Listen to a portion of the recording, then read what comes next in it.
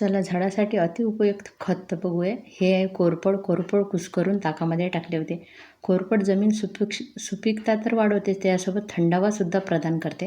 कारण गरमी काही झाल्या कमी होत नाही आहे आणि पावसाचा अजूनही पत्ता नाही आहे. आता बघा त्याच्यामध्ये ताक होतं. ताक हे खूप जुनं घ्यावं आणि एका साध्या पाण्याच्या एका बकेटमध्ये 1 ते 1.5 मग एवढंच मी उपयोग करत असते.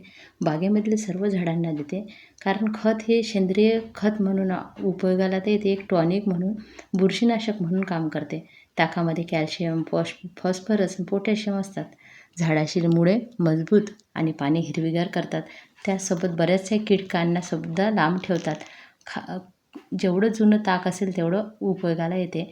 आणि कोरफड तर तुम्हाला माहीतच आहे किती उपयोगाला असते. तर हे दोन्ही मी 2 दिवस असं पाण्यात भिजत ठेवले होते. पाण्यात नाही, ताकातच कोरफड कुस्करून भिजत ठेवलेले होते. आणि आता बघा ते पाणी मी एका मोठ्या बकेटमध्ये साध्या पाण्यामध्ये 1 ते 1.5 मग मिक्स करून सर्व झाडांना देते. अडेनियमला याच्यासाठी दिलं नाही. अडेनियमला काल रात्री पाणी दिलेलं होतं आणि झाडात ओलावा खूप होता, त्याच्यामुळं असं बघूनच आपण द्यावं. तेवढ्यात लक्ष गेल्या पक्ष्यांकडे. पाण्याची आवश्यकता सर्वांनाच असते. बघा किती येत जार करणं सुरू होतं त्याचं पाणी पिण्यासाठी. असे बरेच पक्षी येतात आणि यांना जे बघण्यामध्ये जे सुख मिळते ना, ते खरंच खूप छान असते. इतकुशा जीवाला आपण थोडीशी मदत करताना याचं समाधान वेगळं असते.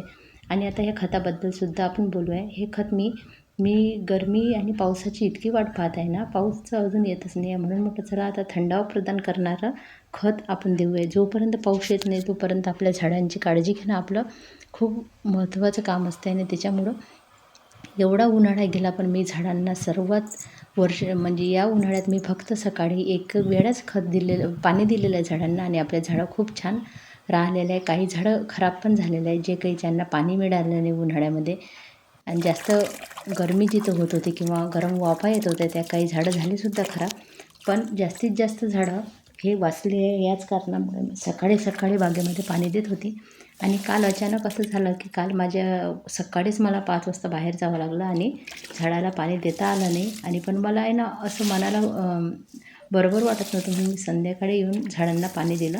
जर दिलं नसतं ना, काल इतकी उष्णता होती की वॉटर लिलीच्या टबमधलं पूर्ण पाणी असं गरम हाताला लागत होतं. सगळीकडे असं उष्णता होती. आणि बघा इतकं आपलं झाडांसोबत नातं तयार झालं ना, आपल्याला जाणवते एखाद्या वेळेस असं काही होत असेल तर. आणि आपण संध्याकाळी मी पाणी द्यायला आली. पहिल्यांदाच रात्रीच्या वेळेला पाणी दिलं आहे झाडांना उन्हाळ्यात. कारण यावर्षी मी सकाळी एकदाच पाणी देऊन देत असते चांगलं. आणि दिवसभर मग ते थंडावा थोडासा प्रदान करते झाडांना. आणि हे करता करता बागेमधील बऱ्याच पक्ष्यांचं सुरू आहे. कोणी दाणे नेते, तर कोणी पाणी प्यायला येते, तर कोणी घरटं बनवायचे. बघा हे ऑनलाईन आणलेले झाडं होते. 3-4 झाडं आणली, याचा व्हिडिओ तर तुम्हाला येणार आहे. पण आपण जेव्हा ऑनलाईन झाडं आणतो ना, तर माझे बघा 4-5 झाडं बोलवलं, त्यातलं 1 झाड खराब निघालेलंच आहे.